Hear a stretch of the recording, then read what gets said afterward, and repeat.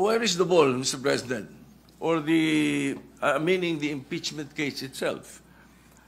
Is it in the Senate or in the impeachment court? Didn't the impeachment court throw it back, remanded, returned to the House of Representatives? So what are we dismissing in the Senate kung wala sa atin ang kaso? Can we continue hearing the case and dismissing it without the impeachment case in our hands?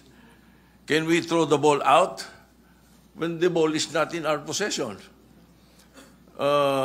Siguro naman dapat magkaroon tayo ng tinatawag nating sense of proper sequencing of moves. Nasaan po ba yung impeachment case? Mr. President, kanina po sa aking clarificatory statement, ang sabi ko nga po, yung ginawa pong initial proceedings noong 19th Congress Senate, yun po ay nangyari sa panahon po ng 19th Congress at lahat po yun ay naisantabi lahat sapagkat natapos nga po ang termino ng 19th Congress on June 30, 2024. Kaya po natin sinasabi, Mr. President, na dinidismiss na po natin ngayon sapagkat tayo po ang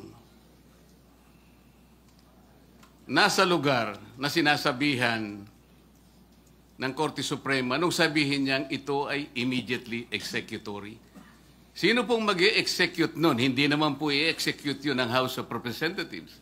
Maliwanag naman po na tayo lamang ang tinakdaan ng kataas-taasang hukuman na gumawa ng paraan para isantabi na po ang usaping ito sapagkat napagtibay nga nila na ito'y unconstitutional, void ab initio, at wala na po tayong jurisdiction para dito.